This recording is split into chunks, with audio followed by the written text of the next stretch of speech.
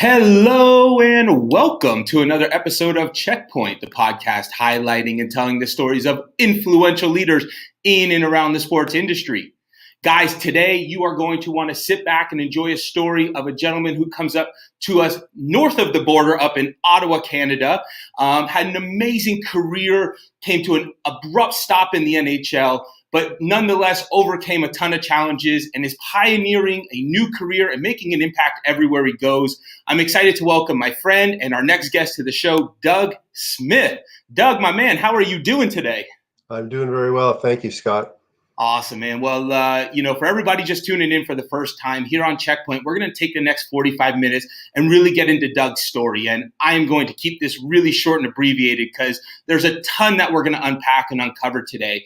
But at this point, man, I think everybody should sit back, buckle their seatbelts because we're about to go on a crazy journey. So, Doug, let's take us back to Ottawa, Canada, which is home for you. And I'm really curious to kick off the conversation. Had hockey always been a part of your life, or when did you pick up a stick and put on skates and know this was something you loved? Good question. I started running when I was 3. I was diagnosed with rickets at 18 months, so I spent about a year and a half in leg braces like Forrest Gump, and so I can't not watch that movie when it comes on. So I broke out of those leg braces and started running, and when I found the ice, it was just a sense of freedom. Wow. That's incredible. And I mean, Forrest Gump resonates with me because, fun story, I actually went to college in Alabama, and the scene where he broke out of those braces, Doug, You've been there? it was actually about a mile from my college apartment. So fantastic, man. The world gets smaller. So Doug, talk to me. You know, I know that you put these skates on, you get this sense of freedom. And, I think in Canada, it's sort of like football in the South. Everyone's doing it. Early on when you were skating, did you realize that you were a little bit different or more gifted than other folks on the ice? Or when did that sort of click that you were performing at a higher level? 5 years after I broke my neck, I met with the assistant coach from the team that I was the best on in minor hockey, the bantam year, Pee-wee bantam years. And a guy that I like more than anybody else, wasn't allowed to really talk to me. I could never really figure out why he was so distant, but he told me that there was a hands-off policy on me, and that there was only a few people that were really allowed to interface with me, and I was hurt by that. Interesting. So now you start to go through junior hockey. You have this talent and this gift. And, we're going to sort of give the listeners some insight to what the path looks like for a Canadian hockey player once you are, sort of elite. Was the NHL always the end goal, or sort of walk the listeners through that time, maybe age 13 to 18, of what that sort of ride looked like? Freedom was the goal for me internally, right? Freedom, yeah. Openness, that whole thing you get from playing sports as a kid. And I was earmarked, so my mom became the secretary of the Ottawa District Hockey Association in the early days, and Brian Kilray was involved because he had come out of Ottawa West and he was running the Ottawa 67. So most of it was prearranged for me to be drafted in the second round as an underage to the Ottawa 67. So I arrived, like I was having scrambled eggs, driving to school in the morning and then to practice and then back home, but in my hometown. So I was always around my friends. I wasn't removed from that sort of ecosystem, that bubble that you grow up in. And I look back sometimes and I think, probably would have been a little healthier for me to have experienced something else than going from my mom's scrambled eggs to Manhattan Beach, California. To say the least, man. I mean, and you're sort of getting ahead of me in the story, but for all intents and purposes, let's take a dive into it, right? So, fun that we can make that now. But so as we, let's go back. You're 18 years old. You just turned 18. The NHL draft of '81 is about to take place.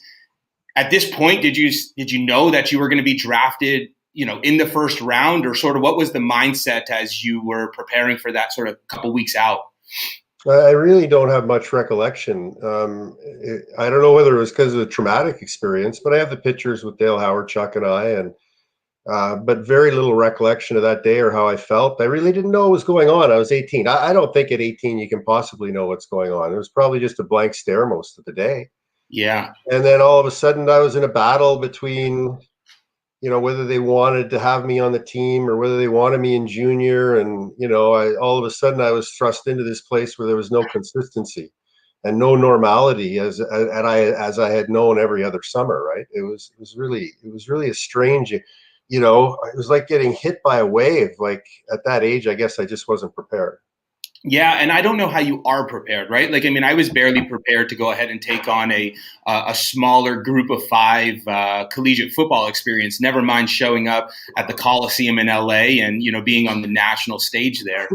Now, sort of inadvertent here to the story, but I'm really curious your thoughts. In the American Collegiate League right now, there's the notion of name, image, and likeness is being passed, where athletes are going to be able to earn on those entities and properties.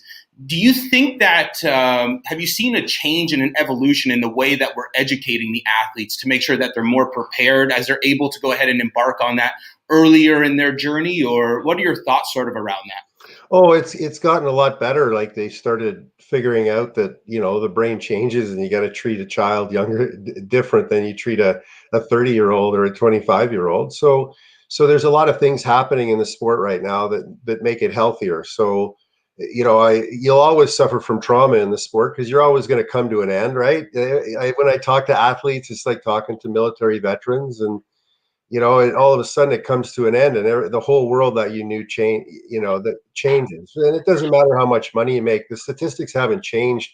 80% of former NHL players, and it includes the NBA and football and soccer, are divorced, bankrupt, or in addiction counseling within 5 years.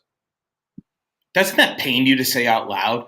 Like the game that we love and like all the great entities that we take from the court or the rink or the field and we apply to life, in theory is supposed to be there, but that number always is just sort of rattles my head around when you hear that, and sort of it puts a bad taste in my mouth. But I mean, I think conversations like this and just continuing to develop the athlete holistically, I think will start to ensure that those transitions are a little bit more smooth and seamless. And we're going to get to that later in the conversation. Yes, and be aware that it's not about money. Money's a bad motivator. In my book, The Trauma Code, I lay that out. What money is, how it motivates the brain. Like this is all scientific stuff. So there's really not a debate about how the process works. It's been the ability of management and people that run the system to be able to accept that the way we were doing it before was incorrect. Yes. People don't like to say that I was wrong. They'd rather retire. And so there's a mass exodus happening right now from hockey. And like not that people are bad, they just were traumatized into doing it a certain way, and they kept repeating the same mistakes over and over again. Now at least we have communication like this where people can stand up and say, I was there, I know it was wrong. You can't tell me I can't see that it was wrong the way I was treated at sometimes. So and there's other people other than me, speaking up with, women, men, Black, Hispanic, everybody's speaking up and saying, stop, let us play. Just let us play. Yeah. It's funny. I use the analogy, and shout out to a former guest that we had on here, Chuck Jacoby, but he said, we're sort of like a vinyl record, and we play that same tune and we go and try and move, where I'm going with it. And so we try and move on to the next song, but that groove is so deep that we just slide back into it. And I really think we're making momentum and big strides into moving that needle into the next song and really starting a new groove, but really playing through the whole album as well. And so, that's a good way to put it. Good way. Yeah, because that's what it is, right? Life is an album, and we should be able to enjoy every phase or every song into its entirety, and then move on when it's supposed to. Sure. Yeah. But Doug, talk to me. You show up, you get drafted, and congrats, right? Like, I mean, that's a feat that most people in their world will never ever experience. You're on the top of your game at such a young age. Risked it all. Risked it all. And then you show up in LA. only to find out that maybe what you were sold isn't necessarily what you were getting in juniors and that real camaraderie in that team environment. So share with us what that was like being 18, showing up in Manhattan Beach, and sort of what that locker room and culture was like in the locker rooms of the 80s and maybe early 90s in the hockey world. Well, it wasn't LA, it was Victoria, BC. So, I arrived in Victoria without a contract. They actually let me, I don't know how I got let to go to training camp without a contract. But the second day at training camp, because I was fast, right? Like Kenny Linsman and Johnny Linsman, I was fast. But in second day in training camp, I was threatened, right? An 18-year-old kid just flying out there, just flying around. But, everybody was coming to camp 25 pounds overweight. Like training camp was to lose weight. And I was in the shape of my life. And so guys didn't like that because it was going to compromise their job. And they hadn't signed me to a contract. So my lawyer told me to go to the airport and get on a plane and go home. So I just disappeared. And then I went back to play for the Ottawa 67s. I had, I played one game. I had a goal and 2 assists and 17 minutes in penalties because I had signed that afternoon with the LA Kings. I had to leave training camp, come back, play a game, and then they signed me. And then I played for the Ottawa 67s that year, plus I played for the LA Kings. I was the only player that year to play all 80 games for the LA Kings and all playoff games. So I was that team's Iron Man my first year as an 18-year-old. Plus, I had points and penalty minutes in the OHL same year. Wow. How many people can say that to date? Nobody. Yeah. Nobody right now that I know of. I mean, there may have been some guys, but I don't know if they would have been. I don't know how they could do it without missing an NHL game, right? Yeah. Mm-hmm. Yeah. Isn't that interesting? That's a cool little anecdote. I didn't even put that in my book. Well, I got to write that down somewhere. I was going to say, I'll take credit for that. Just give me a little asterisk, please.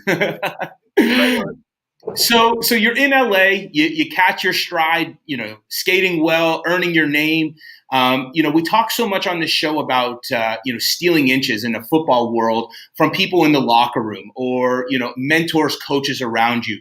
Is there anybody in those early formative years that stick out to you from the Kings organization that might have been going against the grain that took you under their wing, or sort of where did that mentor and leadership come from you in the early NHL?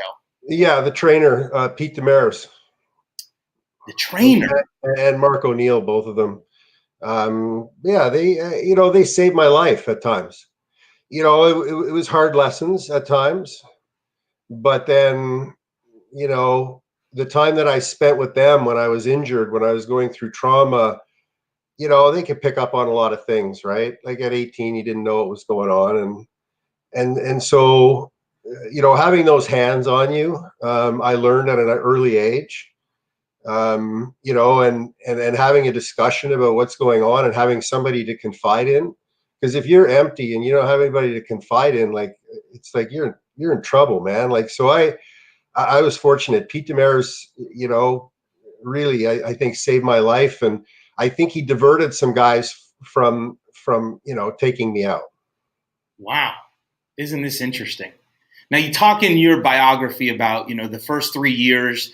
You were there and, you loved showing up to the rink. It was your love, your passion, and that sort of drifted away. And I want to talk a little bit about culture, right? Because, I'm curious, was it at that moment that you knew after you hang up the cleats that you were, or excuse me, the skates, that you were going to take this and start to really become obsessed with culture? Or did that happen later in your career? Well, no, it happened as a result of my work on trauma, because having a bad culture is just a symptom of trauma. And we're going to get into trauma is trauma. Culture happens because people get traumatized. The system traumatizes them. People are generally good, but if you have the system built improperly, it will traumatize people. So that's what culture is. It's the way that we behave and the way that we interact with one another. And is there a difference between emotional trauma that we might experience as a human and maybe physical trauma, or do we process that pretty much the same as human beings? Yeah, it looks the same. Like, it's an entity, right? Yep. So the corporation is an entity and it's being run by organisms. So, you can literally ask a series of questions and run an algorithm. That's what we do with a third of the corporation. And then you can show the leadership what the culture looks like. But most of them, 95% don't want to see what the culture looks like. Yeah, no, it's, we go back to this old adage of, sort of Michael Jackson's man in the mirror or woman in the mirror for today's sake. And Yes.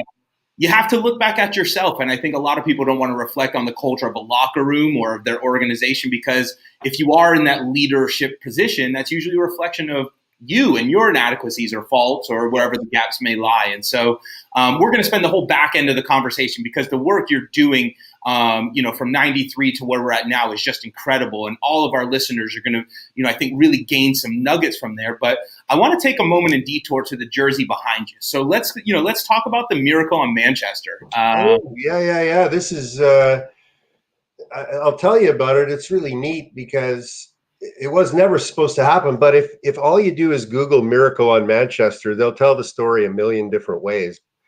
But I was involved in that game. We were down 5-0 after 2 periods. It's the biggest comeback in NHL playoff history. We scored the 5th goal, the tying goal, with 8 seconds left on the clock. This is the actual game sheet. Gretzky's on it more than I was. But he was always on the score sheet more than I was. But in the game, I scored the 2nd goal of the comeback, and then I assisted on the game-winning goal that was scored by Daryl Evans. He fired a slap shot off the face-off over Grant Fuhr's shoulder, and then we beat him out the next round out of the Stanley Cup playoffs my first year. They had 100 and some points, and we finished with 54, and it was just the most incredible experience. Not feeling like you're invincible was impossible. Yeah.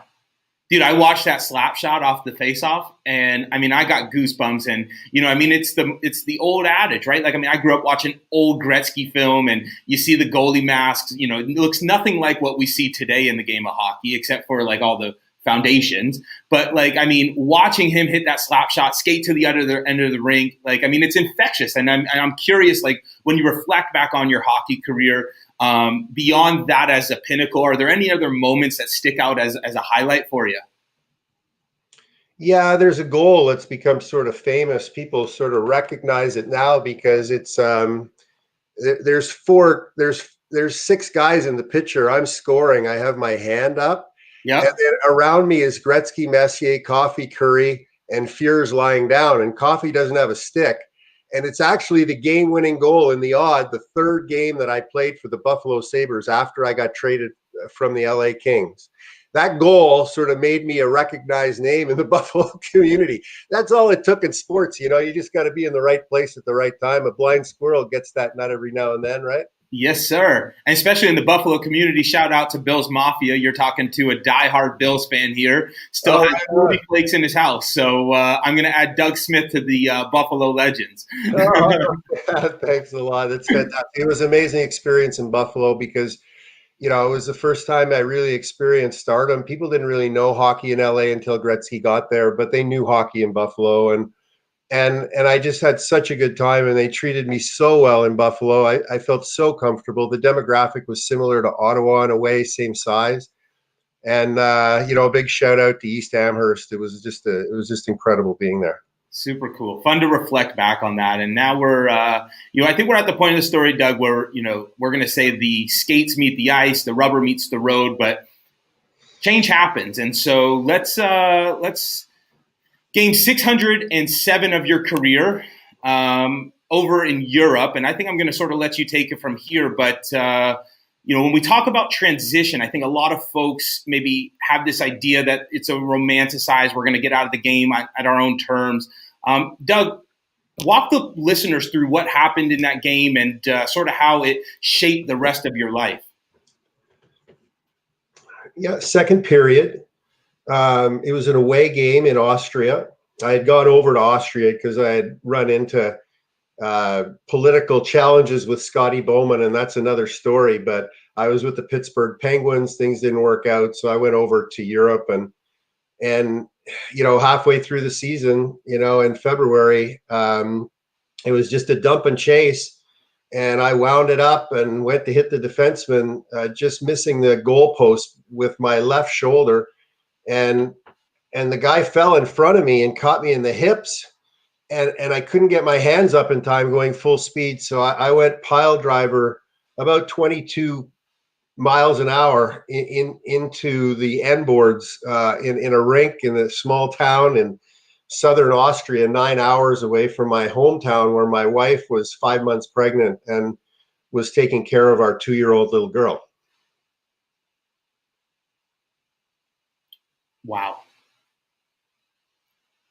Yeah, they left. The bus left. So That was the end of my career. The bus just left. It went on its way, and I never really saw anybody for a long time. You know, that's how it ended. It ended very very alone. Wow. So you're in Austria. We'll touch on what life was like off the ice, but do you come back to the States, or what is what is the protocol at that time when you break your neck in this environment? So my neck was shattered. It was broken in hundreds of places, just splintered everywhere, and the ligaments were torn in the back of my neck. But you'll see in the video on my website that my head fell to the ice on my gloves, so it saved my life. My head would have fallen if my gloves weren't there, but I knew I'd broken my neck or my back, and so I was conscious because my spinal cord had kept my brain in place. If I would have gone in sideways at 22 miles an hour, I'd probably be dead. But because my brain was held in place by my spinal cord, like I was conscious, and so I was able to control the situation. And my neck was so badly broken they couldn't do surgery, so they had to stabilize me by putting 4 self-tapping screws in my skull and putting me in halo fixation for 3 months. And then when they opened me up for surgery 3 months later, things sort of fell apart, and I woke up in ICU. Wow. I woke up in ICU a C5 quadriplegic. Wow. Wow.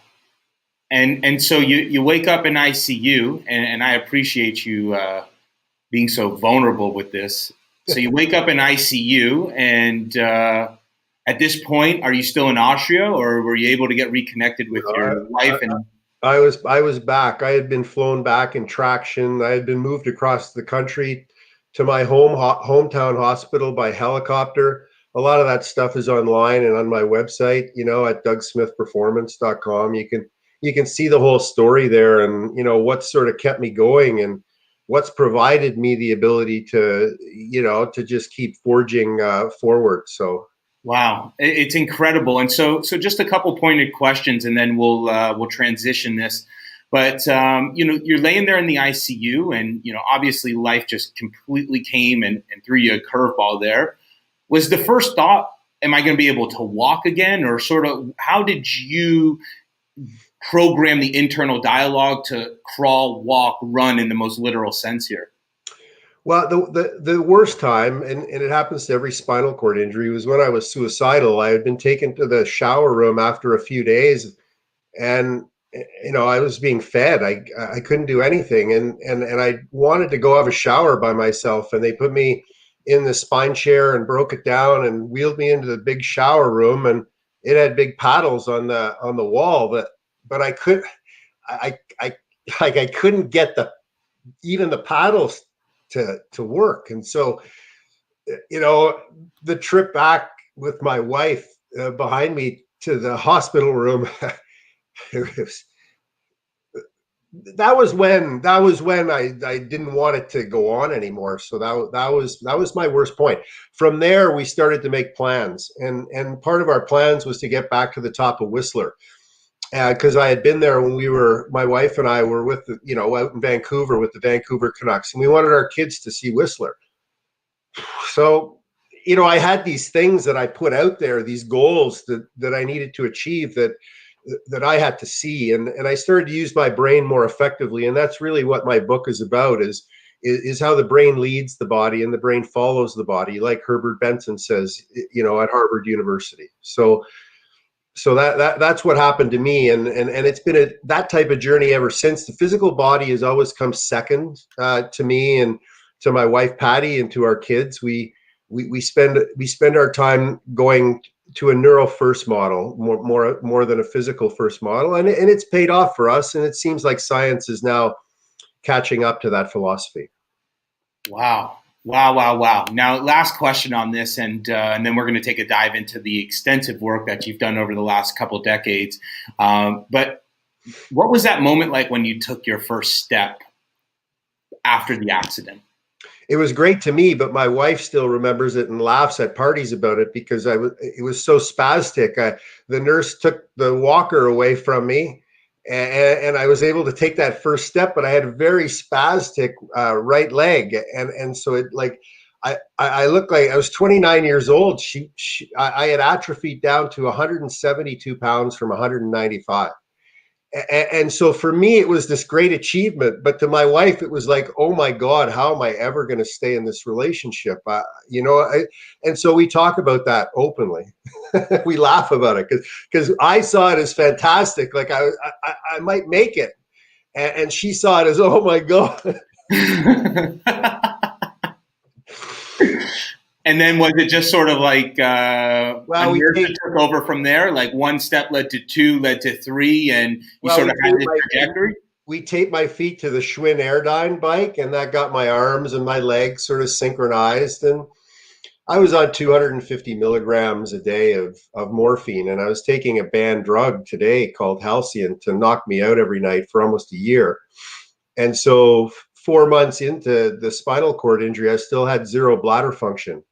So my wife was having to catheterize me as well as take care of the girls. When I got home, she was having to catheterize me and take care of me because we got like the family decided to get me out of the hospital before I should be out of the hospital because they figured that I'd drag myself out of bed because I had two little kids and so my wife was doing sort of everything at the time. It was insane. It was insane. I think it goes without saying that, the tribe that you have around you, the support system, life is unexpected, right? You never know when it's going to come. And I think you're the sum of the five people you surround yourself with, whether that's your spouse, your business partners, your family, whatever that may be. And so it sounds really incredible. Patty, hopefully one day borders open up, we can get to Ottawa and get to meet you guys in person. But thank you. What an incredible story. And so now, we're going to sort of transition into life with Doug Smith as you go into the corporate world. And so I think my first, real question there is, after something so traumatic, was it going through that experience and overcoming it, did it almost make it more natural and received to go into the corporate world and tell your story? Or how did you break into that scene after going through something so life altering? Well, it had to be technology driven even back in the mid 90s because I had gross dysfunction for a few years. And, so I had to learn about technology and the internet back in 93, 94, 95. So I guess I get a little bit of an advantage because I've seen a lot of stuff happen around the web and I'm able to look at architectures and understand how they work and ask the right questions. So I got into that business, which has helped me all the way through everything else. And then there was an opportunity to build a manufacturing company, and that's become ARC Healthcare, which they build the most advanced systems for cleaning endoscopes post surgery to keep infection out of people.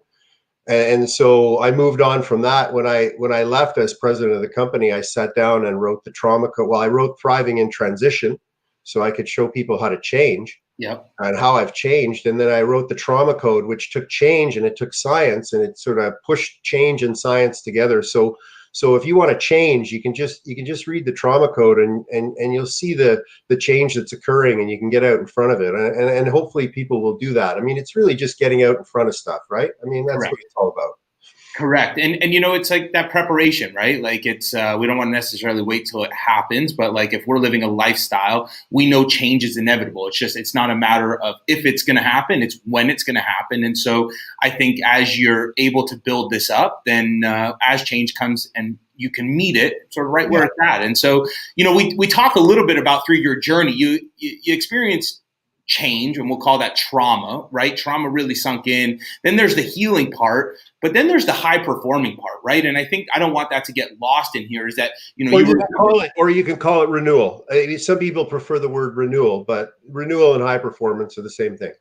And I don't want that to get glossed over. So as you took, as you overcame obstacles and changes and trauma that was in your life, when you found yourself sort of at the reins and the helm of the ship with, using technology as the vehicle now, did you quickly see, the same attributes as you did on the ice and this high performing, really kick-ass mentality translate over into the executive boardroom? Or what was that transition like for you?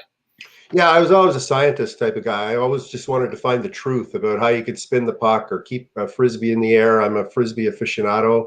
Okay. So I've always been curious about that. And business just became like that. It became what is the problem to a good idea? So I ask people in business to tell me what I'm doing wrong. I don't. Most people need people to tell them what they're doing right. But I really I'm okay. Just tell me what I'm doing wrong so I can eliminate the bad stuff. Getting more good stuff is one thing, but getting rid of the bad stuff, I think it works just as effectively. And then when you combine both, it's even more effective. Heck, yes, it is. I agree with that 100%. And now, I want to bring this into sort of like current day, right? Because we talk so much about change and trauma. And Doug, I think some people experience that more than others, and maybe your position will drive that. But COVID-19, 2020 has been the last 9 months. And I think we're experiencing mass change and we're experiencing mass trauma as it stands right now. And so I'm really curious, would love for you to talk about System 438, what you've come out with. And I'm curious if you've seen an uptick in people adopting that as we're going through this more in a global sense now and not so hyper-focused to the corporate world. Well, I think that the COVID, I'm preparing for COVID, but for 2022. Elaborate. Well, it's just the emotional trauma isn't going to hit us. If you look at the World Trade Center, for example, the aftermath of the World Trade Center saw about a 9-month delay in the peak of emotional trauma. Right now, we're dealing with the physical. We're hiding, right? And so there's no point in coming out and me talking about trauma. I'm preparing corporations right now. So they need to shield themselves from this, and they need to be able to see something that we could never see before. So there are only 4 types of trauma, and I'll explain my model. Catastrophic physical, catastrophic emotional, cumulative physical, and cumulative emotional. The cumulative emotional one is the only one we can't see. We can see the other one, so we do something about it. But the cumulative emotional one, we let go. And so it's our ticking time bomb. And so the way that we see it is we identify what the priorities of the subconscious brain are, which are meeting basic needs, clarity of thought, and helping other people. And then once you know those priorities, because your subconscious is really your 800-pound gorilla, it's not complicated, then we can consciously build 8 behaviors, right? Belief in self, motivation, focus and trust, awareness, asking for help, purpose. And the big one for me, and the big one for most people that have trouble with success, is emotional control. Interesting. Now that hurt me in the NHL. I'm better today than I was. If I went into a dressing room today, I would have a lot more fun. But I tell you, I was, when I saw something wrong, I went after it. And there was a lot of stuff that was wrong in the NHL in 1981. You beat me to the punch. I was going to say, if you could look back and back on your career, if you would have done anything different, or based on your mindset now, would you have approached things different? I think you just alluded to that there. I would thank people that gave me an opportunity because there was an edge of arrogance, right? I didn't know better, so I didn't perform better at it. I didn't thank people.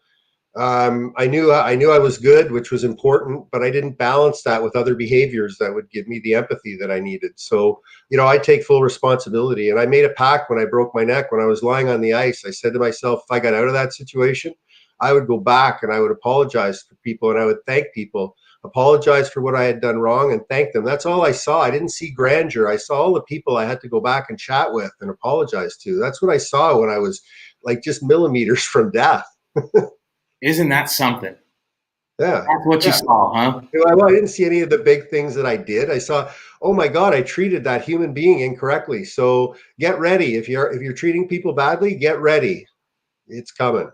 And that's so funny because I believe that all of this is cyclical, and what goes around comes around, and there's all these old little adages to that. But it's really interesting to hear that was the thought that was on your brain as you didn't know what was going on, right? Like, I mean, it had nothing to do with the money, the accolades, and you hear everyone talk about, all these rich, successful people that are on their deathbed. If you wish you could go back and do something, spend more time with my family, be nice, do, all these like little things that we negate, which is, I think that's the power of story here, right? Here's a true story I'll tell you. This is a true story of what I found out about people. So Scotty Bowman traded for me after 5 years in LA, and then I crossed him and thought I was Mr. Wonderful. So he got fired by the Buffalo Sabres, and then he caught up with me when he got hired by the Pittsburgh Penguins 3 years later, and he didn't like me anymore. And I made mistakes with Scotty. So I showed up at the Canadian Tire Center, the Senators game. Dave Lewis was his assistant coach, and Dave Lewis was my roommate and captain of the LA Kings. And I waited 15 minutes outside the coach's room, and he never came out. Dave Lewis took the message in. He came out. He said, "Look, Scotty won't come out and talk to you." I said, "Well, look, I just want to thank him. That's all I wanted to do. I just want to thank him and apologize to him for the way that I behaved." But he never came out. And I looked at Dave Lewis, and I said to Dave, I said, "You know who owns this now, right?" Right. And Dave, he looked at me, Louis, he looked at me and he said, "Yeah, I get it. He owns it." So that was my last attempt with one example, but I went and did that with many people. So, and it helped me a tremendous amount. I really highly recommend it. Yeah, no, this is a funny, Chuck Jacoby comes up again, and I ought to connect you guys. I think you'll have a hell of a conversation. But, I asked him a question, and he said, the biggest thing that I could tell somebody to do is learn how to forgive. And he goes, it just unlocks so much. And, at the end of the day, Doug, we're all humans. And I mean, hearing your story objectively now, like as I sit back and, 40 years removed, 35 years removed, it's easy to have this conversation. But I mean, trying to put myself in the 18-year-old going from, junior hockey to the Kings, like how do you not show up with arrogance, especially, and, a bullish mentality to call out what's wrong? It's just really interesting to sort of hear the retrospective insight to it. Now I'm curious, again, we touch on this career that you've had and going, from keynotes to book, writing books. For all of our listeners that have tuned in and are hearing this story, if you could give them any piece of advice, sort of as we're navigating through COVID right now, or whatever trauma they may be going through, what would you lend their ears, as you've been doing this for a while? Well, just be more aware. I mean, awareness is the first step to change. And so what I did was I created a system called System 438. You can go to system438.com and you just download it, right? Just grab it, use it, put it up on the wall. I have it up on the wall in front of me all the time, because sometimes I lose track, right? When I'm making decisions, and I look at a system for my brain. And when I look at a system for my brain, it allows me to put things into categorical order. And then I don't make bad decisions anymore where I'm winging it, because if you want to fail, I mean, the odds are you will if you just wing it with your brain. I mean, it's not something that you just sort of cast aside and hope that it catches up one day. You really have to use it, and if you make the system better, like I say to people, like, it's not perfect, it never will be. I want to simplify it as much as I can, but you got to download it to participate with me. So please do. Hey, and we'll make sure that we drop all the links for your books, which I can't wait to get my hands on and read. And, in the mail, I can't wait. I am beyond excited. And, Doug, I'm really curious, we're seeing, again, at this intersection of technology, we're seeing some traditional practices really start to become more mainstream, whether those are breathing techniques, meditation, but really finding that flow state and Zen to address that little voice that we have in our head. I'm curious, are you a meditator, or do you do anything along the holistic side there? Yeah, when I was 13, I was diagnosed with ADD, which is ADHD now. So my mom dragged me to a basement in Nepean to learn transcendental meditation. So I got my mantra when I was 13. But I know my mantra. I use it today when I broke my neck and I was alone, paralyzed. It was easier when people were there. When you're left alone at night and you're paralyzed with your own thoughts, with your thoughts. That's when you think about that stuff. Oh yeah. Well, and you know what's really interesting is like I think as we go through those practices, we're trying to quiet those voices to get alone with our thoughts. Yes. But Yes. And that's if you have very a important mantra, to be, isn't it? well, develop a mantra, and I guarantee you, if you develop one today and you're struggling, 30 years from now, you'll still remember it. It'll help you get focused on something else that because your brain just gets hyper focused away from what it, everything that it needs to do to solve a problem or to deal with a trauma that you're suffering from. So bring it back to center. Yeah, it's all logical stuff today, and in the years to come, I hope that we're going to be demonstrating this through academia and through industry as well. It's really cool. I mean, being a punter, Doug, I was always in my own head. And so, I mean, I had my own mantra. And, I mean, I remember the first stab I took at it was, start by doing what's right, then do what's possible, and soon you'll be doing the impossible. And Nice. that one sort of sticks back with me as I continue to go through this journey, which is really quite interesting. But Doug, this has been an amazing conversation. I feel like we just scratched the surface and we could have gone down rabbit holes everywhere. But as we take it down the home stretch, before we give all the listeners, ways to get in touch with you and learn about your material, we have one last question for you. And if that's, Doug, if you could tell our listeners one thing you've done in your life that you would recommend they do or experience in theirs, what would that be and why?